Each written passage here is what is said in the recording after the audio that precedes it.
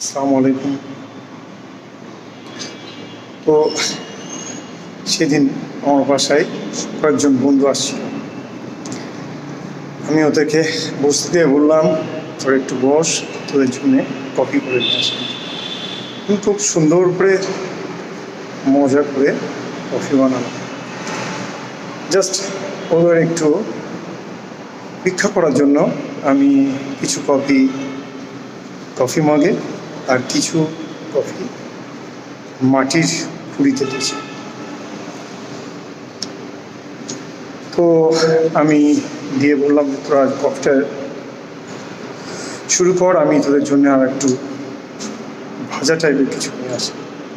তো আমি সেটা নিয়ে আসা পরে দেখলাম যে কফি মগের কফি সবাই হাতে নিয়ে নিয়েছে, বাট মাটির মগটা নিতে সবাই আপত্তি